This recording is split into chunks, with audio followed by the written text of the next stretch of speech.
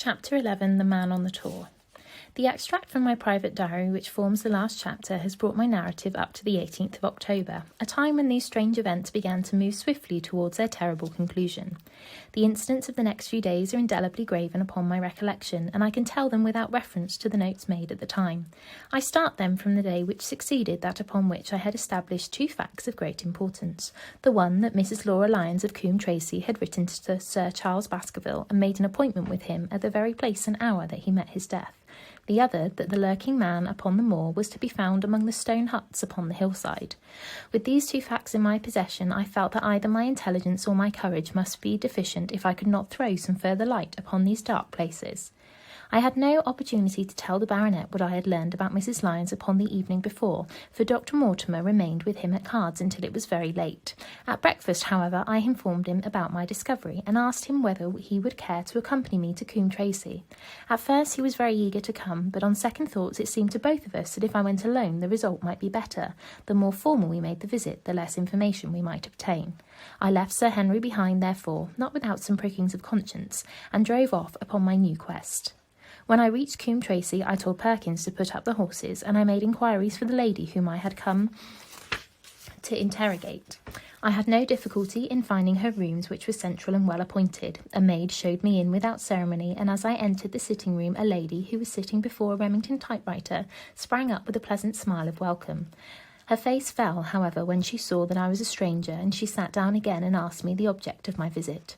The first impression left by Mrs. Lyons was one of extreme beauty. Her eyes and hair were of the same rich hazel colour, and her cheeks, though considerably freckled, were flushed with the exquisite bloom of the brunette, the dainty pink which lurks at the heart of the sulphur rose.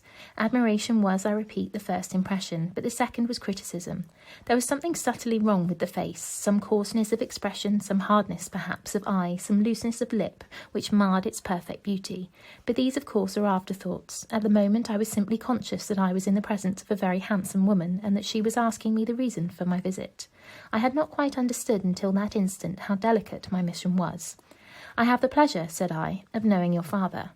It was a clumsy introduction, and the lady made me feel it. "There is nothing in common between my father and me," she said. "I owe him nothing, and his friends are not mine. If it were not for the late Sir Charles Baskerville and some other kind hearts, I might have starved for all that my father cared." "It was about the late Sir Charles Baskerville that I have come here to see you." The freckles started out on the lady's face. "What can I tell you about him?" she asked, and her fingers played nervously over the stops of her typewriter. "You knew him, did you not?" "I've always said that I owe a great deal to his kindness. If I'm able to support myself, it is largely due to the interest which he took in my unhappy situation." "Did you correspond with him?" The lady looked quickly up, with an angry gleam in her hazel eyes. "What is the object of these questions?" she asked sharply. "The object is to avoid a public scandal. It is better that I should ask them here than the matter should pass outside our control." She was silent, and her face was very pale. At last she looked up with something reckless and defiant in her manner. "Well, I'll answer," she said. "What are your questions?" "Did you correspond with Sir Charles?" "I certainly wrote to him once or twice to acknowledge his delicacy and his generosity." "Have you the dates of those letters?" "No." "Have you ever met him?" "Yes, once or twice, when he came into Coombe Tracey. He was a very retiring man, and he preferred to do good by stealth." "But if you saw him so seldom and wrote so seldom, how did he know enough about your affairs to be able to help you, as you say that he has done?" She met my difficulty with the utmost readiness. "There were several gentlemen who knew my sad history and united to help me. One was Mr. Stapleton, a neighbour and intimate friend of Sir Charles. He was exceedingly kind, and it was through him that Sir Charles learned about my affairs." I knew already that Sir Charles Baskerville had made Stapleton his almoner upon several occasions, so the lady's statement bore the impress of truth upon it. "Did you ever write to Sir Charles asking him to meet you?" I continued. Mrs. Lyons flushed with anger again. "Really, sir, this is a very extraordinary question." "I'm sorry, madam, but I must repeat it." "Then I answer, certainly not." "Not on the very day of Sir Charles's death?" The flush had faded in an instant, and a deathly face was before me. Her dry lips could not speak the no which I saw rather than heard.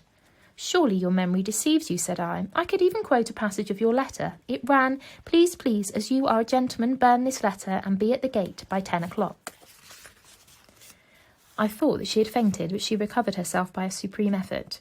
"Is there no such thing as a gentleman?" she gasped. "You do Sir Charles an injustice. He did burn the letter, but sometimes a letter may be legible even when burned. You acknowledge now that you wrote it?" Yes, I did write it, she cried, pouring out her soul in a torrent of words. I did write it. Why should I deny it? I have no reason to be ashamed of it. I wished him to help me. I believed that if I had an interview, I could gain his help, so I asked him to meet me. But why at such an hour? Because I had only just learned that he was going to London next day and might be away for months. There were reasons why I could not get there earlier. But why a rendezvous in the garden instead of a visit to the house? Do you think a woman could go alone at that hour to a bachelor's house? Well, what happened when you did get there? I never went. Mrs. Lyons. No, I swear it to you on all I hold sacred. I never went.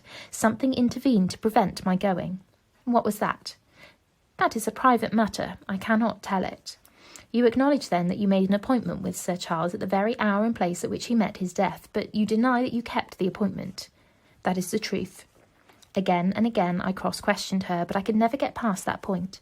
Mrs. Lyons, said I, as I rose from this long, inconclusive interview, you are taking a very great responsibility and putting yourself in a very false position by not making an absolutely clean breast of all that you know. If I have to call in the aid of the police, you will find how seriously you are compromised. If your position is innocent, why did you in the first instance deny having written to Sir Charles upon that date? Because I feared that some false conclusion might be drawn from it and that I might find myself involved in a scandal. And why were you so pressing that Sir Charles should destroy your letter? If you have read the letter, you will know. I did not say that I had read all the letter. You quoted some of it. I quoted the postscript. The letter had, as I said, been burned, and it was not all legible. I ask you once again why it was that you were so pressing that Sir Charles should destroy this letter which he received on the day of his death. The matter is a very private one. The more reason why you should avoid a public investigation. I will tell you then. If you've heard anything of my unhappy history, you will know that I made a rash marriage and had reason to regret it. I have heard so much. My life has been one incessant persecution from a husband whom I abhor. The law is upon his side, and every day I am faced by the possibility that he may force me to live with him. At the time that I wrote this letter to Sir Charles, I had learned that there was a prospect of my regaining my freedom if certain expenses could be met. It meant everything to me, peace of mind, happiness, self-respect, everything. I knew Sir Charles's generosity, and I thought that if he heard the story from my own lips, he would help me. Then how is it that you did not go? Because I received help in the interval from another source. Why then did you not write to Sir Charles and explain this? So I should have done had I not seen his death in the paper next morning. The woman's story hung coherently together, and all my questions were unable to shake it. I could only check it by finding if she had indeed instituted divorce proceedings against her husband at or about the time of the tragedy. It was unlikely that she would dare to say that she had not been to Baskerville Hall if she really had been, for a trap would be necessary to take her there, and could not have returned to Coombe Tracy until the early hours of the morning. Such an excursion could not be kept secret.